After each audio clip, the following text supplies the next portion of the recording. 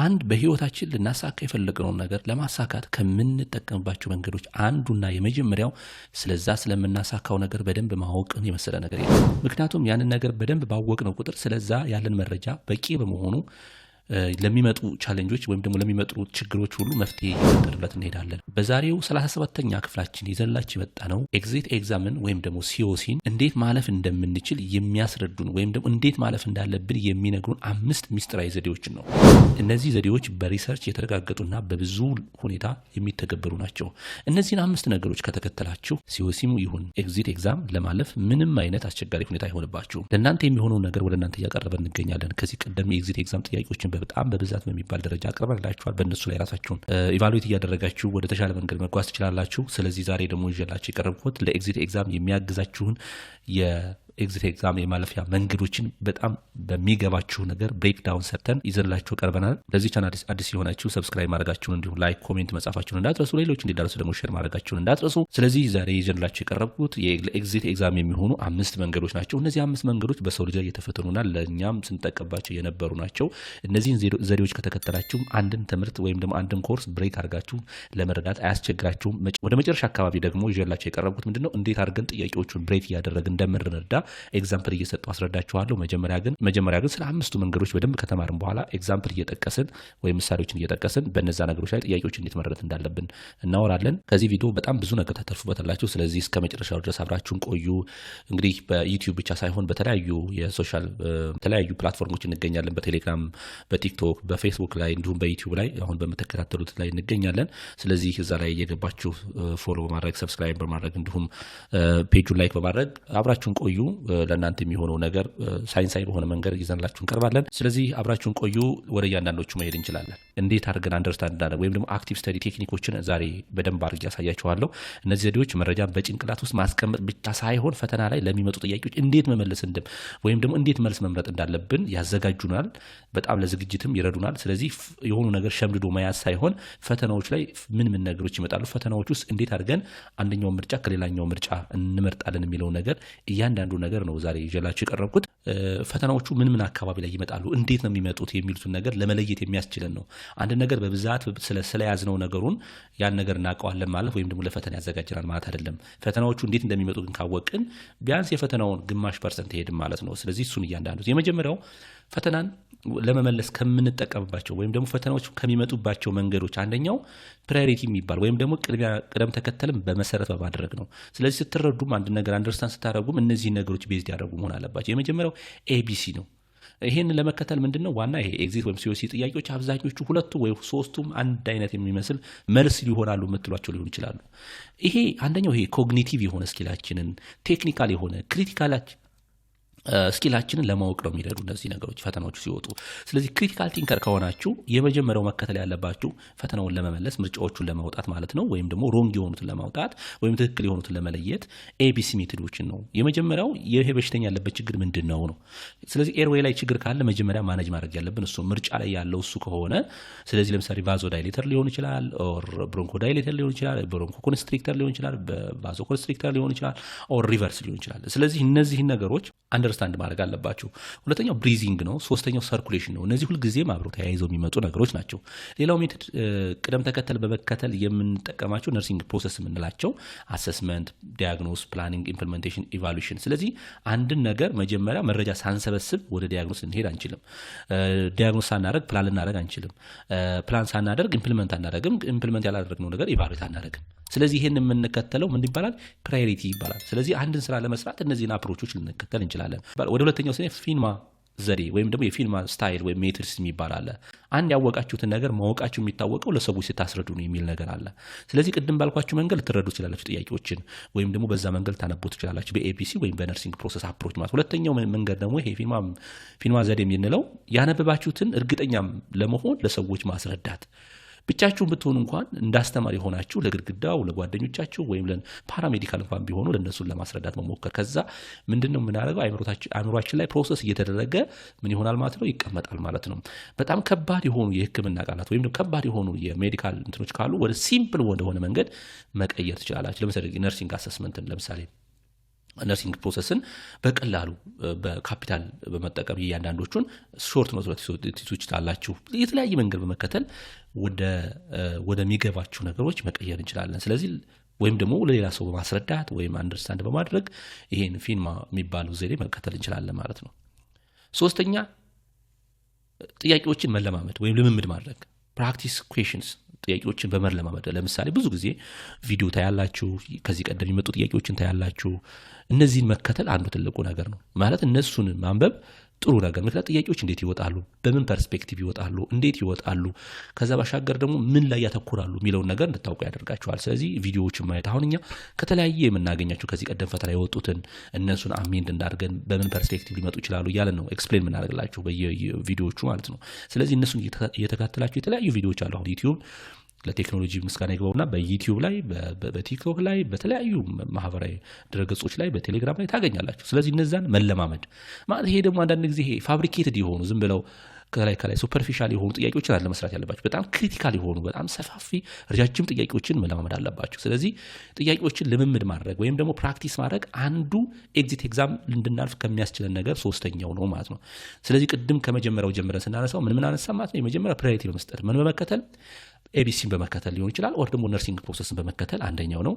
ሌላው ደግሞ የምናነበውን የተረዳነውን ጥያቄ ለሰዎች በማስረዳት ስለ ጥያቄው ነገር በደንብ እውቅና እንዲኖረንና በጭንቅላታችን ፕሮሰስ እንዲሆን። ሶስተኛው ደግሞ ከዚህ ቀደም ፈተናዎችን ሊሆን ይችላል ኦር ደግሞ የፕራክቲስ የሆኑ የጥያቄ ወይም ኩዌሽን ባንክ ካሉ እነሱንም እየገባችሁ እያያችሁ ራሳችሁንም ኢቫሉዌት ማድረግ ቢያንስ በቀን ከ20 እስከ 50 ጥያቄ ብትሰሩ በጣም የተሻለ ባለሙያ መሆን ትችላላችሁ።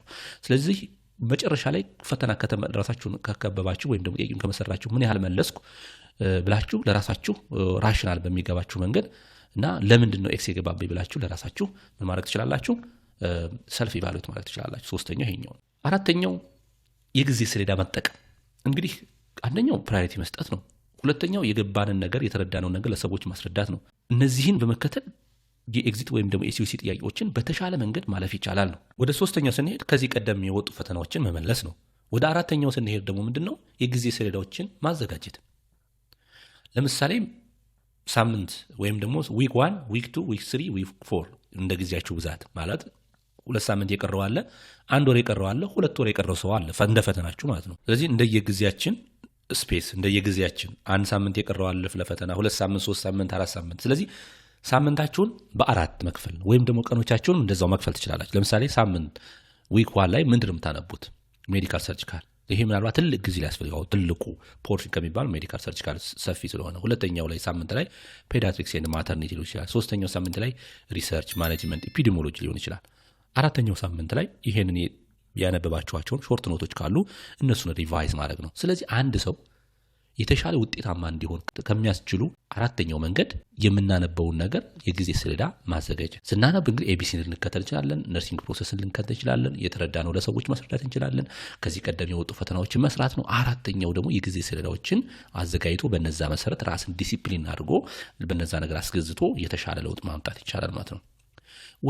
ወደ አምስተኛው ስንሄድ ፍላሽ ካርዶችን ወይም ደግሞ ማስታወሻዎችን መያዝ። በአንድ በኩል የበሽታውን ስም በሌላ በኩል ደግሞ ዋና ዋና ምልክቶችን ክላሲካል ሳይን የምንላቸውን ጽፎ መያዝ ወይም ደግሞ ጽፈ መያዝ። ለምሳሌ ፓይሎሪክ ስቴኖሲስ ያለባቸው ደግሞ ፕሮጀክታይል ቮሚቲንግ አላቸው። ስለዚህ እንዲህ የሚሉ ነገሮችን ማስታወስ።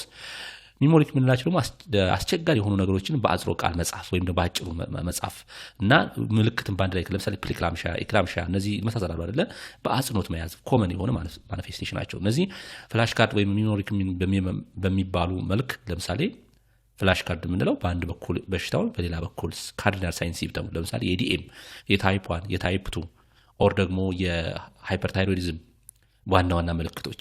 ከዛ ደግሞ ሃይፐርታይሮይዲዝም ማለት እንደዚህ ነው ዛት የታይሮይድ ሆርሞን በሰውነታችን መጨመር ነው ሃይፐርታይሮይዲዝም ካለን።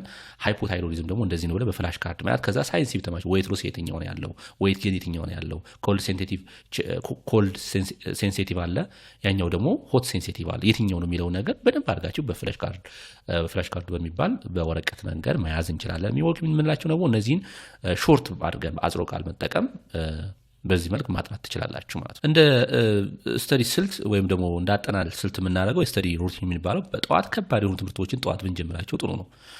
ለምሳሌ ሜዲካል ሰርጂካል ጠዋት ብንጀምረው፣ ምክንያቱም እንቅልፍ ይዞ ስንነሳ ሪፍሬሽ ሪስታርት እናደርጋለን። ልክ እንደ ኮምፒውተራችን እንደ ሞባይላችን አጥፍተን ሪስታርት እንደምናደርገው።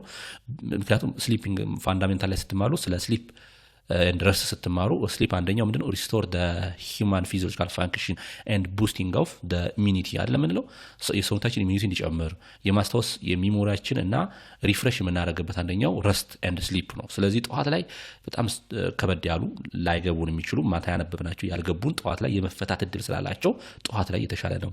ኤንድ ሪሰርቾችን ብናነብ ከሰዓት ላይ ደግሞ ጠዋት ያነበብናቸውን ጥያቄዎችን በመስራት ብናሳልፍ ማታ አካባቢ ደግሞ እነዛን ነገሮች በቻርት በተለያዩ መንገዶች ማንበብ ወይም ደግሞ በቀለል ያሉ ትምህርቶች ስለ የሆኑ መግለጫዎችን በነዛ መልክ ክለሳ ማድረግ እና ወይም ደግሞ ሌላ ማንበብ ካለብንም ቀለል ያሉ ብናነብ የተሻለ ነው። ስለዚህ እነዚህን በማድረግ የተሻለ ለውጥ ልናመጣ እንችላለን ማለት ነው።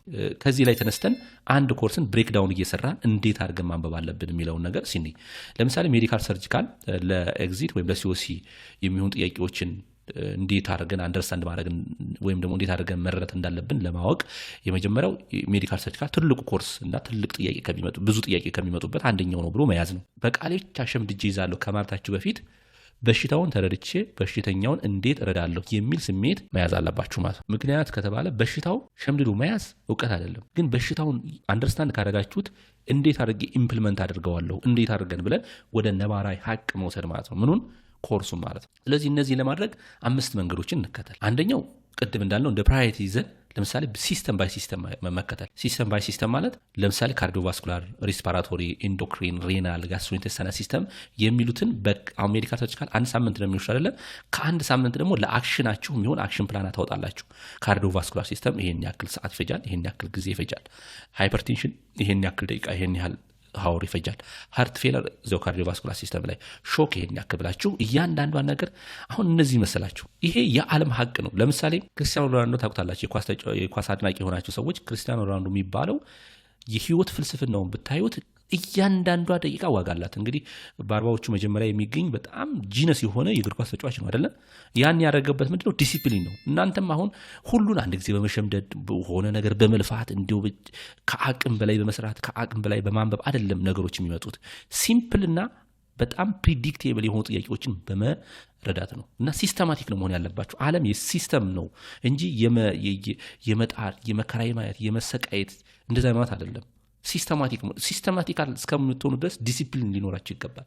ዲሲፕሊን ማለት ደግሞ የምትወዱትን ነገር እስከምታገኙት ድረስ እየደከማችሁም እያስጠላችሁም በዛ ነገር ላይ ጸንቶ መቆየት ማለት ነው። ለምሳሌ የየቀኗን የየሰዓቷን ፕሮግራም ማውጣት ግድ ነው። በቃ ይሄ እግዚአብሔር የሰጠን ጊዜያችንን በዘመናችን መጠቀም አለብን። ስለዚህ ካርዲዮቫስኩላር ሲስተም ለምሳሌ ሃይፐርቴንሽን፣ ሃርት ፌለር፣ ሾክ እዚህ ላይ እያንዳንዷን በየቀን ምን ያክል ማንበብ እንዳለብን፣ ሪስፓራቶሪ ላይ ኒሞኒያ፣ ቲቪ፣ አስማ፣ ሲኦፒዲ እነዚህን ዲቴል ማንበብ፣ ኤንዶክሪን ላይ ታይሮይድ ሆርሞን ዲስኦርደሮች፣ ዲያቤተስ፣ ሬናል ላይ ሲኬዲ፣ ክሮኒክ ኪድኒ ዲዚዝ፣ ዩቲአይ፣ ጋስትሮኢንቴስታይናል ፔፕቲክ አልሰር ዲዚዝ፣ ሄፓታይተስ እነዚህን በእያንዳንዱ ነገር በሲስተም ባይ ሲስተም ማንበብ አለባችሁ ማለት በዚህ መልክ ልትረዱት ይችላል።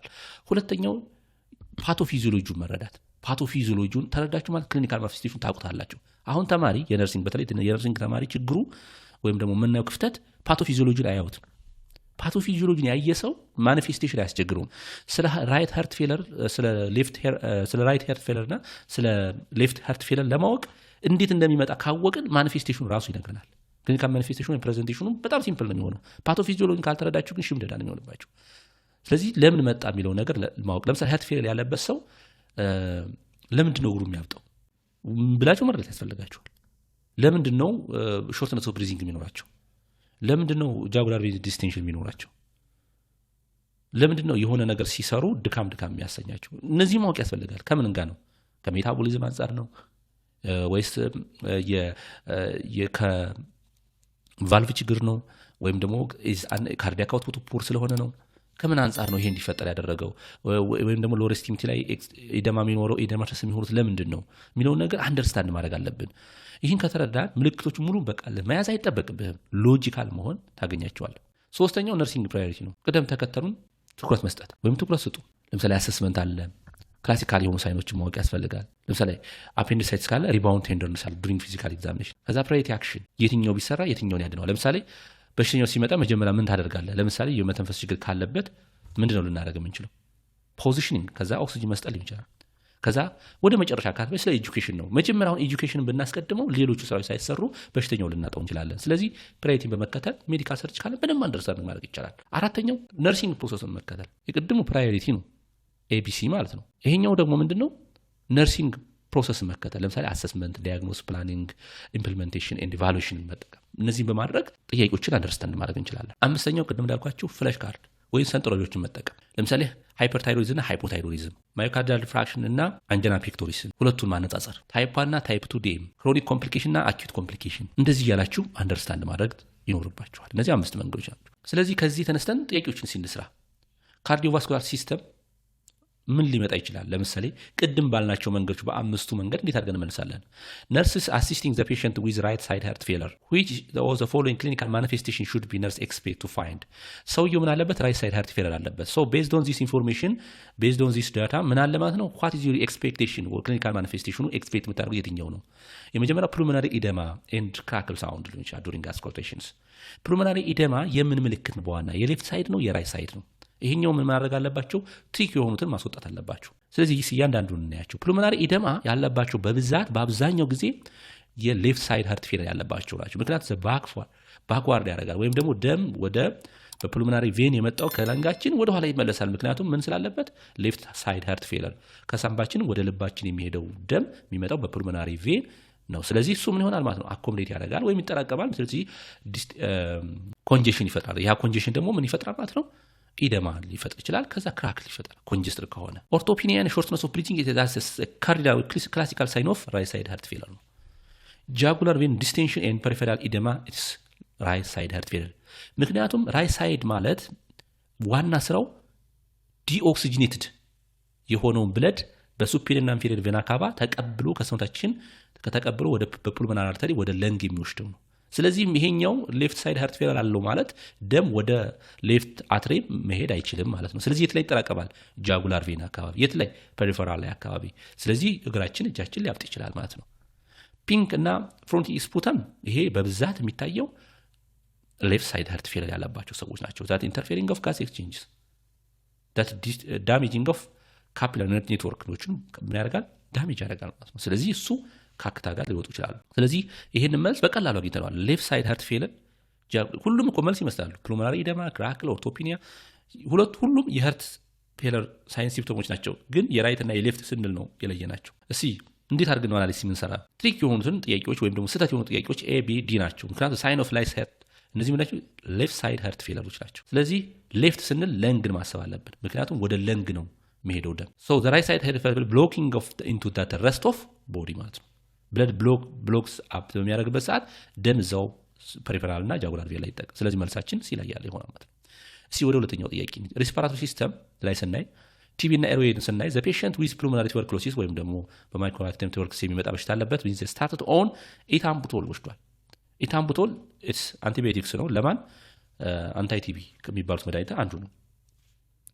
ስለዚህ ኢታምቡቶል የራሱ የሆነ ሳይድ ኢፌክት አለው። the nurse should be instruct the patient to report with foreign side effect of immediately። ስለዚህ ለበሽተኛው ኢታምቡቶል እየወሰደ ያለ በሽተኛ ይሄ ነገር ሊፈጠርብህ ይችላልና ይሄን ቶሎ ሪፖርት አድርግ የምትሉት የትኛውን ነው? የመጀመሪያው ኦሬንጅ ከለር ዩሪን ነው። ኦሬንጅ ከለር ዩሪን አብዛኛውን ጊዜ የኢታምቡቶል ሳይን ሲምፕተም አይደለም። ብለር ዲቪዥን ኤንድ ቼንጅ ኢን ከለር ፐርሰፕሽንስ ይሄኛው በዋናነት ኢታምቡቶል የሚያመጣቸው ሳይድ ኢፌክቶች አንደኛ ሊቨርን ይጎዳል። ሁለተኛው ግን በዋናነት ቪዥዋል ኢምፓየርመንት ኦፕቲክ ኒውራይተርስ የሚባል በሽታ ያመጣል። ወይም ደግሞ የኦፕቲክ ነርቭን ምን ያደርጋል? ይጎዳል ማለት ነው። ስለዚህ ብለርድ ቪዥን ነው የሚያመጣው በብዛት። ኢታምቡቶል ዋና ሳይን ሲምፕተሙ ምንድነው ማለት ነው? ብለርድ ቪዥን ነው። ናውዣ፣ ቮሚቲንግ፣ ፐሪፌራል ነርቭነስን ያመጣል። ግን በዋናነት ግን ብለርድ ቪዥን ነው በብዛት። ሊቨር ምንድነው የሚያደርገው? ዳሜጅ ያደርጋል፣ ሊቨርን ይጎዳል። ከዛ ባሻገር ደግሞ ኦፕቲክ ነርቭን ምን ያደርጋል? ይጎዳል ማለት ነው። ስለዚህ ይሄኛውን ትሪኮችን ስናወጣ ኦሬንጅ ዩሪን ሳስ ኖርማል ሳይድ ኢፌክት ኦፍ ሪፋምፒሲሊን ኖርማል ሳይድ ኢፌክት ነው። ኢዝ ኮንሲደሬብል ነምብነስ የሚያመጣው ሳይድ ኢፌክት ኦፍ አይሶናይዛይትስ ነው አብዛኛውን ጊዜ። ስለዚህ ኢታምቡቶል ስናወጣት ኮዚንግ ኦፍ ኦፕቲክ፣ ስለዚህ ኦፕቲክ ኒውራይቲስ ኢታምቡቶል ሳይድ ኢፌክት ወይም ደግሞ ኮዝ ነው ማለት ነው። ስለዚህ መልሳችን ምንድነው? ቪዥን ቼንጅ ያመጣል። ኮሬክት አንሰራችን ቢ ይሆናል ማለት ነው። ይሄኛው ደግሞ ፕራዮሪቲ አክሽናችንን በዚህ መልክ ጥያቄ ሊወጣ ይችላል። ዘ ፔሸንት ዊዝ አኪዩት አስማ አታክ አድርጓል። አራይቭድ ኢመርጀንሲ ዲፓርትመንት ዘ ፔሸንት ዊዚንግ እና ላውድ የሆነ ሳውንድ አለ ዩዚንግ አክሰሰሪ መስል ይጠቀማል ዱሪንግ ብሪዚንግ ዋትስ ዘ ነርሲንግ ኢኒሻል አክሽንስ። ስለዚህ ለዚህ በሽተኛ ምንድነው መጀመሪያ ፕራዮሪታይዝ ስናደርግ ቅድም ባልኳችሁ እንግዲህ ፈተና ሊመጣባቸው የሚለው አንደኛው ነርሲንግ ፕሮሰስ ነው። ሁለተኛው ደግሞ ፕራዮሪታይዝ በማድረግ ነው ኤቢሲን በመከተል። ስለዚህ ኤቢሲን በመከተል አድሚኒስትሬቲቭ ዶዝ ኦፍ አይቪ ኮርቲኮስቴሮይዳል ወይም አንቲኢንፍላማቶሪ ድረጎችን እንሰጣለን። ይሄኛው መልስ አይሆንም፣ እንደ ፈርስት አይሆንም። and obtain sputum culture for analysis ይህም አይሆንም፣ ቀስ ብሎ የሚደርስ ነው። that list of the patient high forward position and provide oxygenation ወይም ኦክሲጅን ማለት ነው። ይሄ መልሳችን ነው። አስኩቴት ዘ ሃርት ሳውንድ ፎር መርመር ይደመጣል፣ ልክ ነው፣ ግን እንደ ፈርስት ፕራዮሪቲ አይሆንም መልሳችን። ስለዚህ ማን ይሆናል ማለት ነው? ሲትሪኮቹ ናቸው። ወይም ደግሞ እንዴት ነው አናላይሲስ የምናደርገው? ኤቢሲ ነው። ብሪዚንግ ኢዝ ኢሹ ነው። ከዛ አሰስመንት ዳያግኖስ ፕላኒንግ ኢምፕሊሜንቴሽን ኢቫሉዌሽን እናደርጋለን። ቢፎር ዩር ጊቪንግ medication implementation is mandatory, you must be improve the patient position help to breathing ማለት ነው። implementation before implementation you must be that assessment አለ። ከአሰስመንት ቀጥሎ ደግሞ ምን እንሰራ ማለት shortness of breathing አለበት። ስለዚህ ፖዚሽን እናደርገዋለን። ስለዚህ ፖዚሽን and oxygenation is a faster way of help to grasping of the patient ማለት ነው። ስለዚህ በሽተኛውን ለጊዜው ሪሊቭ የሚያደርግለት ፖዚሽን ስታስተካክሉለትና ምን ስታደርጉለት ነው ኦክሲጅን ስትሰጡት ነው ማለት ነው። ስለዚህ መልሳችን የሚሆነው ሲለያል ይሆናል። ስለዚህ ቅድም እንዳልኳችሁ ጥያቄዎችን ስትሰሩ ጥያቄዎችን ስታነቡ እነዚህ መሰረታ የመጀመሪያው ቅድሚያ የሚሰጠውን ቅድሚያ መስጠት ወይም ፕራዮሪቲ መያዝ። ፕራዮሪቲ ደግሞ ለመያዝ አንደኛው ኤቢሲ መከተል ትችላላችሁ። ሁለተኛው ደግሞ ነርሲንግ ፕሮሰስ መከተል ትችላላችሁ።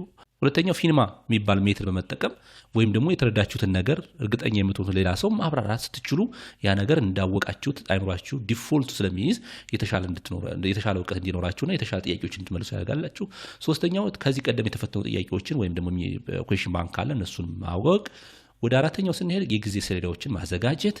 ስለዚህ አምስተኛው ማስታወሻ መያዝ ወይም ማስታወሻ ያያዛችሁ ማሳመር፣ ከነዚህ ውስጥ ፍላሽ ካርድና ስለዚህ እነዚህ አምስት ነገሮችን አንደርስታንድ በማድረግ የተሻለ ውጤታማ እንድትሆኑ ያደርጋችኋል።